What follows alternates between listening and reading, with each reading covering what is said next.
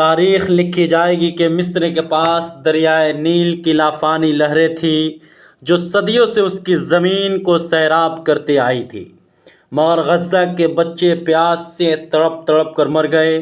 تاریخ یہ بھی نوٹ کرے گی کہ اس دریائے عظیم کے پانی نے مصری کھیتوں کو ہرا بھرا رکھا، شہروں کو زندہ رکھا، مگر غزہ کی تنگ گلیوں میں بچے ایک ایک قطرے کے لیے بلکتے رہے اور کوئی امداد نہ پہنچی۔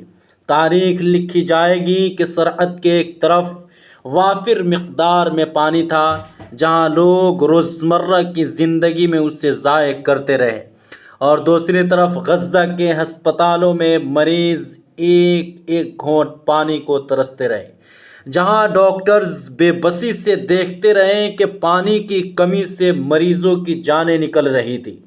تاریخ یہ بھی درج کرے گی کہ جب مصر کی سرحدیں بند تھیں تو غزہ کے لوگوں کی چیخیں فضا میں گونجتی رہی، مگر کوئی دریائے رحمت نہ بہا۔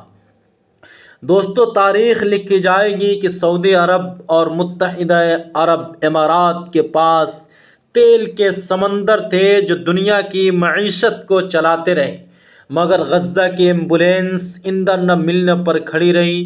تاریخ یہ بھی لکھے گی کہ ان تیل کے ذخائر نے شاندار عمارتیں کھڑی کی، عالی شان کاروبار چلائے، مگر غزہ کے زخمیوں کو ہسپتال تک پہنچانے والی گاڑیاں خالی ٹینکوں کے ساتھ رک گئی۔ تاریخ لکھی جائے گی کہ جن ایندھن کے ذخائر سے دنیا کے ایئرپورٹ روشن رہتے تھے، انہی ذخائر کے باوجود غزہ میں اندھیرے چھائے رہے اور آپریشن تھیٹر بجھ گئے، جہاں سرجنوں کے ہاتھ روشنی کی کمی سے تھم گئے اور جانیں بچانے کی امیدیں معدوم ہو گئی۔ تاریخ یہ بھی نوٹ کرے گی کہ جب عرب خلیج کی ریاستوں میں تیل کی دولت سے آسمان چھونے والی عمارتیں بن رہی تھیں تو غزہ کی سڑکوں پر ایمبولینسوں کی آوازیں خاموش ہو گئی اور موت کی لہر بے روک ٹوک آگے بڑھتی رہی۔ تاریخ لکھی جائے گی کہ مسلمانوں کے پاس 50 لاکھ سے زائد فوجی تھے، جدید اسلحہ، ماڈرن ویپنز، میزائل اور جنگی جہاز بھی تھے، مگر ان فوجوں نے صرف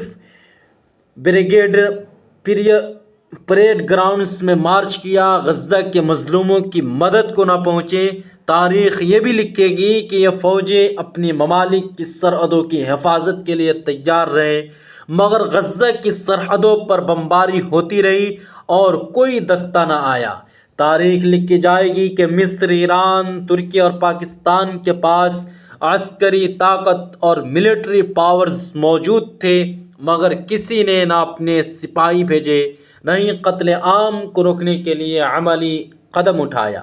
جہاں مصر کی فوج سرحد پر کھڑی رہی، ایران کی میزائلیں خاموش رہی، ترکی کی جنگی جہاز گراؤنڈز پر کھڑے رہے اور پاکستان کی ایٹمی صلاحیت محض بیانات تک محدود رہی۔ تاریخ یہ بھی درج کرے گی کہ جب غزہ کے لوگ مدد کی التجا کرتے رہے تو یہ فوجیں اپنے لیڈروں کے حکم کا انتظار کرتی رہی اور وقت گزرتا گیا جبکہ غزہ کی زمین خون سے لال ہوتی رہی۔ دوستو، تاریخ لکھی جائے گی کہ سعودی عرب نے اربوں ڈالرز ناچ گانے کی تقریبات، کھیلوں کے میلے اور تفریحی منصوبوں پر لٹائے، مگر غزہ کے لیے روٹی اور پانی میسر نہ تھا۔ تاریخ یہ بھی لکھے گی کہ جب سعودی شاہی محلات میں میوزک کی محفلیں سجیں اور کھیلوں کے اسٹیڈیم بھرے رہے تو غزہ کے کیمپوں میں بچے، بوڑھے، مہیلائیں، عورتیں بھوک سے کمزور ہوتے گئے۔ تاریخ لکھی جائے گی کہ جب غزہ کے بچے بھوک سے نڈھال تھے تب عرب دنیا کے محلوں میں پرتعش ضیافتیں چل رہی تھیں، جہاں کھانوں کی بہتات تھی مگر غزہ کے لیے ایک ٹکڑا بھی نہ بچا۔ تاریخ یہ بھی نوٹ کرے گی کہ متحدہ عرب امارات کے شاندار تفریحی پارکس اور سعودی کے عظیم الشان تقریبات نے دنیا کو متاثر کیا، مگر غزہ کی بھوک اور پیاس نے کوئی توجہ نہ پائی اور امداد کے نام پر محض اعلانات ہوئے جو کبھی حقیقت نہ بنے۔ تاریخ لکھی جائے گی کہ پاکستان جو 1947 میں اسلام کے نام پر وجود میں آیا تھا، اس نے غزہ کے بھائیوں اور بہنوں کے لیے صرف بیانات اور قراردادیں پیش کی، مگر عملی مدد نہ کر سکا۔ تاریخ یہ بھی لکھے گی کہ پاکستان کی پارلیمنٹ میں بحثیں ہوئیں، ریلیاں نکلی، مگر سرحدیں کھولنے یا امداد بھیجنے کا کوئی عملی منصوبہ نہ بنا۔ تاریخ لکھی جائے گی کہ پاکستان کے پاس ایٹمی قوت تھی، مگر غزہ کے مظلوموں کے لیے ایٹم محض کاغذی فائلوں میں قید رہا۔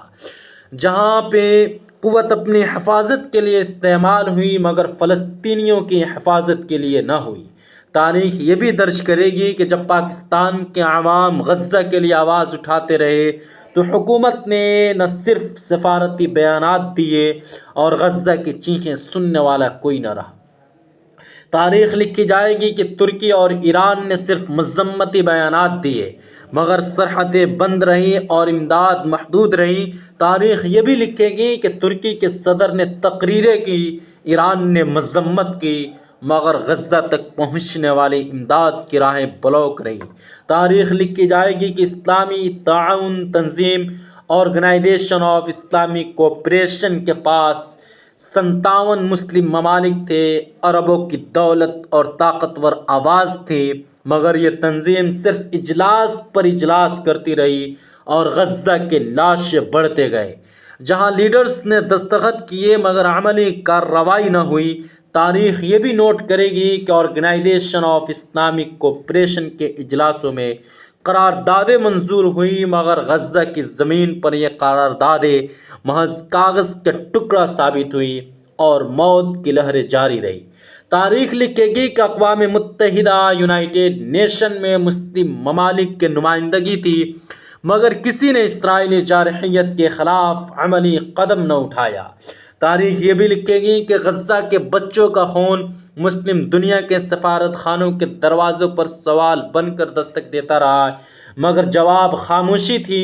جہاں سفارتکاروں نے بیانات دیے مگر ووٹوں میں اتحاد نہ دکھایا۔ تاریخ لکھی جائے گی کہ جب اقوام متحدہ کی جنرل اسمبلی میں فلسطین کے لیے قراردادیں پیش ہوئی تو مسلم ممالک کی آوازیں کمزور رہیں اور اسرائیل کی جارحیت جاری رہی۔ تاریخ یہ بھی درج کرے گی کہ مسلم نمائندوں نے تقریریں کی مگر عملی پابندیوں یا فوجی مداخلت کا کوئی مطالبہ نہ کیا اور غزہ تنہا لڑتا رہا۔ دوستو، تاریخ لکھی جائے گی کہ مغربی دنیا میں لوگ لاکھوں کی تعداد میں سڑکوں پر نکل کر اسرائیلی جارحیت اور اسرائیلی ملٹری آپریشن کے خلاف آواز بلند کرتے رہے، جبکہ مسلم دنیا میں عوام اپنے گھروں میں خاموش بیٹھے رہے۔ تاریخ یہ بھی لکھے گی کہ جب یورپ اور امریکہ کے شہروں میں فلسطین کے حق میں جلوس نکلے تب مسلم ممالک کی گلیاں خاموش رہی۔ جہاں خوف، تقسیم یا حکومتی دباؤ نے عوام کو روکے رکھا، تاریخ لکھی جائے گی کہ لندن، پیرس اور نیو یارک کی سڑکوں پر نعرے گونجے مگر کراچی، قاہرہ اور ریاض کے گلیوں میں سناٹا چھایا رہا۔ تاریخ یہ بھی نوٹ کرے گی کہ مغربی مظاہرین نے پولیس کی لاٹھیوں کا سامنا کیا مگر آواز بلند کی، جبکہ مسلم عوام نے اپنے لیڈروں کی خاموشی کو قبول کر لیا اور فلسطین کی جد و جہد کو تنہا جاری رہی۔ تاریخ لکھی جائے گی کہ عرب لیگ خاموش رہی، آرگنائزیشن آف اسلامک کوآپریشن بے بس رہی، مسلم ممالک تقسیم رہے اور غزہ کے بچے مٹی میں دفن ہوتے رہے۔ تاریخ یہ بھی لکھے گی کہ امت مسلمہ کی صفوں میں اتحاد کے بجائے مفادات غالب آئے اور فلسطین کے مظلوموں کے لیے صرف آنسو اور دعائیں رہ گئی۔ جہاں قومی مفادات نے امت کے اتحاد کو پارا پارا کر دیا۔ تاریخ لکھی جائے گی کہ جب غزہ کی مائیں اپنے بچوں کی لاشوں پر روتی رہی تو مسلم دنیا کی حکومتیں اپنے تختوں کی حفاظت میں مصروف رہی۔ تاریخ یہ بھی درج کرے گی کہ یہ تقسیم اور خاموشی نہ صرف غزہ کو تنہا چھوڑا بلکہ امت مسلمہ کی روح کو بھی زخمی کر دیا، اور آنے والی نسلیں اس خاموشی پر سوال اٹھائیں گی کہ کیوں اتحاد کی جگہ مفادات کو ترجیح دی گئی اور کیوں غزہ کو تنہا چھوڑ دیا گیا۔